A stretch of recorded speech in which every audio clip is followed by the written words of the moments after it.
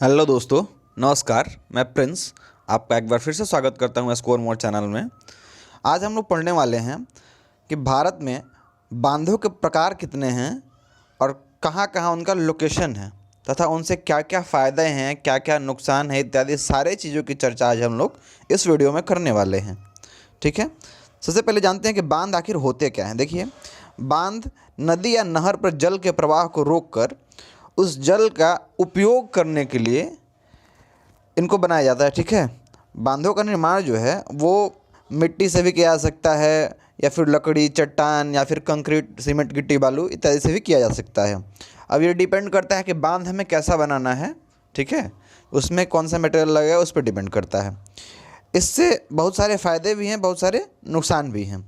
देखिए, फ़ायदा क्या है ये मैं आपको बता दूं। जैसे पेयजल और औद्योगिक उपयोग के लिए जल जो होता है वो मिल जाता है बांध बनाने से। सिंचाई के लिए जल उपलब्ध हो पाता है। बाढ़ नियंत्रण हो पाता है। जिस क्षेत्र में बाढ़ आता है उधर से बांध बना के और एक नहर निकाल दीजिए, तो उससे क्या होगा कि जिधर सूखाग्रस्त इलाका है उधर नहर लेके चल जाइए, तो बाढ़ का जो पानी होगा वो बाढ़ हम फैलाएगा नहीं, वो नहर के द्वारा दूसरे जगह चला जाएगा। जल विद्युत उत्पादन हो जाता है, hydro power electricity. Inland navigation हो जाता है आपका, अंतर्देशीय नौ परिवहन, मतलब आसपास के जो इलाके हैं उसमें नाव से आ जा सकते हैं। मछली पालन भी हो जाएगा उसमें। इधर आते हैं, मनोरंजन का साधन भी हो जाएगा। यदि आप जो बांध बनता है उसके पीछे एक झील का निर्माण हो जाता है, क्योंकि वहाँ पे पानी रुकता है। यदि उसको आप खूबसूरत तरीके से सजा देते हैं तो वहाँ पे मनोरंजन का भी कार्य होगा। तो इन सारी चीज़ें, मतलब ये सारा फ़ायदा उठाया जा सकता है बांध बना के। लेकिन इसके बहुत सारे नुकसान भी हैं। देखते हैं हम नुकसान क्या है। देखिए, पानी की गुणवत्ता खराब हो जाती है। होता क्या है कि जैसे ही बांध बना के पानी को रोका जाएगा तो ये बहाव तो बंद हो जाएगा पानी का। इससे धीरे धीरे पानी में सड़न होने लगेगी। सड़न होने का मतलब क्या होता है, सही तरह से ऑक्सीजन जो होगा, पानी में ऑक्सीजन होता है, ये आप जानते हैं। तो ऑक्सीजन जो होगा उस जब तक पानी चलते रहता है तो नीचे से ऊपर, ऊपर से नीचे ऐसे होते रहता है। कार्बन डाइऑक्साइड को ऑब्जर्व करते रहता है, ऑक्सीजन नीचे से ऊपर होते रहता है। लेकिन जब पानी एक जगह रुक जाएगा तो ये ऑक्सीजन का सप्लाई उसमें जो होता है वो बंद हो जाता है और पानी धीरे धीरे सड़ने लगता है। सड़ने का क्या होता है कि उसमें बहुत सारे जो मतलब जीव जंतु होते हैं जो पानी के अंदर रहते हैं वो सब धीरे धीरे मरने लगते हैं। कहीं कहीं तो जल इतना अशुद्ध हो गया है कि अब उसका इस्तेमाल जल चढ़ाने के लिए भी नहीं किया जा रहा है। जैसे एक मंदिर है, किल्केश्वर मंदिर में शिवलिंग पर शुद्ध गंगाजल नहीं चढ़ा पा रहे हैं, क्योंकि वो क्या हुआ है कि एक बांध है उसमें इतना गंदा पानी हुआ है कि इस कारण नहीं चढ़ाया जा रहा वहाँ पे जल। इससे मीथेन का उत्सर्जन भी होता है। जल के जमने से क्या होता है कि नीचे ऑक्सीजन नहीं मिल पाता, जिस कारण जो मीथेन होता है वो बनने लगता है और कार्बन डाइऑक्साइड से ज़्यादा ग्लोबल वार्मिंग भी बढ़ता है। क्योंकि होता क्या, जैसे आप पानी को रोक दिए बांध बना के, अब जितना भी पत्ता, टहनी, जो जानवर का लाश आएगा मरा हुआ, वो सब क्या होगा, नीचे दब जाएगा। दबने से उसमें सड़न होगी, और सड़न होगी लेकिन उसमें ऑक्सीजन तो मिलेगा नहीं, तो वो मीथेन उत्पन्न करेगा। तो ये सारा भी कारण होता है। वन डूब जाते हैं, बायोडाइवर्सिटी ख़त्म हो जाती है वहाँ की, इकोलॉजिकल बहुत ज़्यादा नुकसान होता है। कई तरह की मछली, जीव जंतु ये सब मर जाते हैं। ठीक है, और इससे भूस्खलन का भी खतरा काफ़ी बढ़ जाता है। कई तरह की बीमारियां उत्पन्न होने लगती है। और मुक्त जो पानी बहता है वो बहुत ज़्यादा सुंदर लगता है देखने में। ठीक है, जैसे दुनिया के लोग गंगा के दर्शन के लिए आते हैं, बहती गंगा के स्थान पर यदि इन्हें तालाब दिखाया जाए तो ये उतने खुश नहीं होंगे। आप डैम दिखाओ किसी को ले जाकर और किसी को गंगा नदी दिखाओ, देखो दुनिया में के जो लोग हैं वो किससे ज़्यादा खुश होते हैं। तो मुक्त बहाव का जो स्रोत है वो ख़त्म हो जाता है बांध बनाने से। लेकिन फ़ायदे भी इसके हैं। अब देखिए, हमारे इंडिया में डैम कितने तरह के बनाए जाते हैं। सबसे पहले हम लोग बात कर रहे हैं यहाँ ग्रेविटी डैम की। ग्रेविटी डैम क्या होता है, देखिएगा, ये एक सॉलिड स्ट्रक्चर होता है और ये कंक्रीट का बना होता है। ठीक है, देखिए ये जो आपका है, फोटो में मैंने ग्रेविटी डैम दिखा दिया है। वाल लाइक स्ट्रक्चर होता है, काफ़ी लंबा चौड़ा वाल लाइक स्ट्रक्चर होता है, और ये कंक्रीट का बना होता है। कंक्रीट मतलब सीमेंट, गिट्टी, बालू या समझ लो। ठीक है, मिट्टी वगैरह नहीं। और इसका एक जीता जागता उदाहरण आपके देश में भाखड़ा नांगल डैम है। ठीक है, भाखड़ा डैम किस नदी पे, आप हमें कमेंट करके ज़रूर बोलेंगे अभी अभी कि भाखड़ा बांध जो है किस नदी पे है। तो ये बांध जो है ये एक तरह का ग्रेविटी डैम है। और ये क्या होता है, इसमें सारा भार जो होता है वो इस फाउंडेशन पे होता है। क्योंकि इसका फाउंडेशन सबसे मजबूत बनाया जाता है, उसके बाद वाल लाइक स्ट्रक्चर खड़ा कर दिया जाता है दीवार की तरह। तो इसको बोलते हैं हम लोग ग्रेविटी डैम। फिर आगे देखते हैं और कौन सा डैम है। उसके बाद आता है हमारा अर्थन डैम। अर्थन डैम क्या होता है, तो अर्थन डैम में उपयोग किया जाता है अर्थन मटेरियल्स, अर्थन मटेरियल मतलब स्लेट, क्ले, सैंड मतलब बालू, मिट्टी, गाद इत्यादि का उपयोग करके अर्थन डैम्स बनाए जाते हैं। ये अर्थन डैम्स का आकार जो होता है, देखिए इस तरह का ट्रेपेजॉइडल होता है, देख रहे हैं ट्रेपेजियम की तरह, इस तरह का ट्रेपेजॉइडल इसका आकार होता है।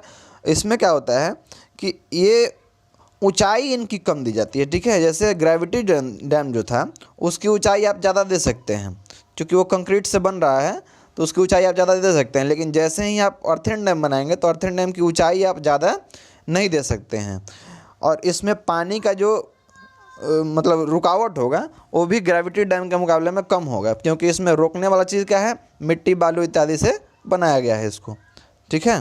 बढ़ते हैं आगे। अगला हमारा आता है बटरेस डैम। देखिए क्या होता है, ये भी एक तरह का ग्रेविटी डैम के टाइप का ही होता है, लेकिन इसमें पीछे से ये सपोर्टिव दीवारें होती हैं जो ऊपर तक जाके यानी कि बांध के छत तक जाके इसको सपोर्ट करती हैं। देख रहे हैं ये दीवारें जो हैं वो छत तक जाके इसको सपोर्ट कर, नीचे से ऊपर तक जाके इसको सपोर्ट कर रही हैं ताकि इस पर नुकसान न हो। तो इस तरह के डैम को बोलते हैं हम लोग बटरेस डैम, ठीक है।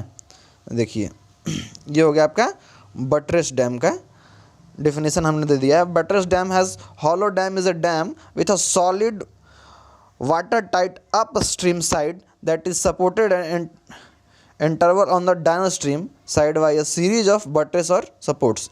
देखिए आप लोग जो ITI किए होंगे वो बटरेस थ्रेड एक जानते होंगे, वो क्या होता है, काफ़ी मजबूत होता है, उस तरह से इसका भी नाम रख दिया गया है बटरेस डैम, क्योंकि पीछे से वो सपोर्ट कर रखता है। ये भी कंक्रीट का ही बना होता है। किसका बना होता है, कंक्रीट का, ठीक है। कंक्रीट मतलब गिट्टी बालू का बना होता है, मिट्टी वाला चीज़ नहीं लगा होता है, ठीक है।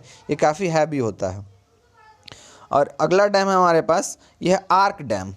आर्क डैम मतलब धनुष डैम या चाप डैम बोलते हैं। जैसे एक वृत्त होता है और इस पॉइंट से लेके और इस पॉइंट तक के जो परिधीय इसका विस्तार होता है इसको आप लोग क्या बोलते हैं, चाप बोलते हैं, यानी धनुष का आकार। तो उसी तरह धनुष का आकार का यहाँ पे आपको दिख रहा है, ये है इडुक्की डैम जो केरल में हमारे पास पेरियार नदी पे, ठीक है। तो ये इडुक्की डैम ये अलग टाइप का डैम है। ये कहाँ बनाया जाता है, तो जहाँ पे नदियाँ घाटी बनाती है। देखिए ये हमारा केरला है, समुद्र के किनारे, अरब सागर के किनारे ये केरला है, और ये जो जगह आपको दिख रहा है लाल वाला पिन किया हुआ यहीं पे इडुक्की डैम है, ठीक है। तो ये आर्क डैम का क्यों बनाए जाते हैं, तो जहाँ पे नदियाँ घाटी बनाती है ना वहाँ पे आर्क डैम बनाए जाते हैं, ठीक है। पतली से यदि घाटी होकर जा रही है नदी तो वहाँ पे आर्क डैम बनाते हैं, उससे पानी को रोकते हैं। आर्क डैम भी बहुत सारे टाइप्स के होते हैं, यहाँ मैंने केवल आर्क डैम का जिक्र किया है। बढ़ते हैं आगे। हमारे देश में मेजर हाइड्रो पावर प्लांट्स कौन कौन से हैं, 10 बड़े बड़े हाइड्रो पावर प्लांट्स के बारे में हम बात करने लगेंगे इस वीडियो में, फिर आगे और डिटेल से। तो सबसे पहले आता है हमारा नाम टेहरी डैम का। ये तीन स्टेजेस में काम करता है। 2400 मेगावाट बिजली का उत्पादन होता है। ये टेहरी डैम जो है भागीरथी नदी पर उत्तराखंड में पाया जाता है। बढ़ते हैं आगे। श्रीशैलम बांध जो है ये आंध्र प्रदेश में है। ये 1670 मेगावाट बिजली का उत्पादन करता है, और ये किस नदी पे है आप हमें कमेंट करके बताएंगे। बढ़ते हैं आगे। सरदार सरोवर डैम ये 1450 मेगावाट बिजली का उत्पादन करता है। ये गुजरात में है, ठीक है, और किस नदी पे है आप हमें कमेंट करके बताएंगे। बढ़ते हैं। चमेरा ये जो बांध है ये 1071 मेगावाट बिजली का उत्पादन करता है, और ये हिमाचल प्रदेश में पाया जाता है रावी नदी पे, ठीक है। किस नदी पे, रावी नदी पे। बढ़ते हैं आगे। इंदिरा सागर डैम जो है ये 1000 मेगावाट बिजली का उत्पादन करता है, और ये पड़ता है मध्य प्रदेश में। ये भी नर्मदा नदी के ऊपर बनाया गया है। देखते हैं आगे और कौन कौन से प्रोजेक्ट्स हैं। उसके बाद आता है हमारा कोयना हाइड्रो इलेक्ट्रिक प्रोजेक्ट। ये है कोयना नदी पर, महाराष्ट्र में। कोयना महाराष्ट्र, याद रखिएगा, कोयना महाराष्ट्र। तो ये कोयना नदी पर ही है महाराष्ट्र में। ये 1960 मेगावाट बिजली उत्पादन करता है। आगे आता है हमारा नाथपा झाकरी प्रोजेक्ट। ये जो है सतलज नदी पे है, 1500 मेगावाट बिजली उत्पादन करता है। ये भी हिमाचल प्रदेश में है। बढ़ते हैं आगे। भाखरा नांगल डैम, जिसका नाम आप लोग बहुत बार सुने होंगे, ये 1325 मेगावाट बिजली का उत्पादन करता है। ये भी हिमाचल प्रदेश में है, सतलज नदी पे। आगे देखें हम लोग तो है शरावती प्रोजेक्ट। ये जो है शरावती, जो आप नाम सुने हैं, जो क्या गरसोप्पा फॉल्स, वो इसी नदी पे है, और ये जो है 1035 मेगावाट बिजली का उत्पादन करता है शरावती प्रोजेक्ट। और आगे हमारा करचम वांगटू हाइड्रो इलेक्ट्रिक प्लांट, ये 1000 मेगावाट बिजली उत्पादन करता है। ये हिमाचल प्रदेश में है, और ये भी सतलज नदी पे है। बढ़ते हैं आगे। और कौन कौन से फेमस डैम से जो हमारे एग्जाम्स में अक्सर पूछे जाते हैं, इन सबको आप याद करते चलेंगे अभी के अभी। चलिए देखते हैं। गांधी सागर डैम, ये मध्य प्रदेश में चंबल नदी पे है। कोयना, ये कोयना नदी पे महाराष्ट्र, इसको याद कैसे रखेंगे, कोयना कोयना महाराष्ट्र। गांधी सागर चंबल मध्य प्रदेश, गांधी सागर चंबल मध्य प्रदेश। फिर देखिए गांधी सागर चंबल मध्य प्रदेश। आगे बढ़ते हैं हम लोग। बगलिहार चेनाब जम्मू कश्मीर, बगलिहार चेनाब जम्मू कश्मीर, ऐसे याद रखेंगे। कैसे, हमारे साथ साथ आप लोग बोलते जाएं। बगलिहार चेनाब जम्मू कश्मीर, बगलिहार चेनाब जम्मू कश्मीर। फिर आगे है भाखड़ा नांगल सतलज हिमाचल प्रदेश, भाखड़ा नांगल सतलज हिमाचल प्रदेश, भाखड़ा नांगल सतलज हिमाचल प्रदेश। मुल्ला पेरियार, पेरियार केरल, पेरियार जहाँ आया केरल में चल जाइएगा। इडुक्की पेरियार केरल, मुल्ला पेरियार केरल, इडुक्की पेरियार केरल, मुल्ला पेरियार केरल। फिर आगे आते हैं मैथन डैम या मैथन बांध जो है बराकर नदी झारखंड, मैथन बराकर झारखंड, मैथन बराकर झारखंड, मैथन बराकर झारखंड। आगे हमारा निम्मो बागजो सिंधु नदी, निम्मो बागजो ये सिंधु जम्मू कश्मीर, निम्मो बागजो सिंधु जम्मू कश्मीर, निम्मो बागजो सिंधु जम्मू कश्मीर। आगे बढ़ें। श्रीशैलम कृष्णा आंध्र प्रदेश, श्रीशैलम कृष्णा आंध्र प्रदेश, श्रीशैलम कृष्णा आंध्र प्रदेश, श्रीशैलम कृष्णा आंध्र प्रदेश। आगे हमारा चूटक सुरू जम्मू कश्मीर, चूटक सुरू जम्मू कश्मीर, चूटक सुरू जम्मू कश्मीर, चूटक सुरू जम्मू कश्मीर। ऐसे याद करते चलेंगे। टिहरी भागी उत्तराखंड, टिहरी भागी उत्तराखंड, टिहरी भागीरथी नदी पे उत्तराखंड, टिहरी भागी उत्तराखंड, टिहरी भागी उत्तराखंड। फिर आगे आते हैं, ये है बांध थीन बांध या इसी को रंजीत सागर बांध भी बोलते हैं। ये रावी नदी पर पंजाब में है, तो ऐसे याद रखेंगे। थीन रावी पंजाब, थीन रावी पंजाब, थीन रावी पंजाब, थीन रावी पंजाब। अलमाटी कृष्णा कर्नाटक, अलमाटी कृष्णा कर्नाटक, कृष्ण जी मिट्टी खाते थे बचपन में, तो वहाँ से याद रख लीजिए अलमाटी, ये कृष्णा नदी पर कर्नाटक में, अलमाटी कृष्णा कर्नाटक।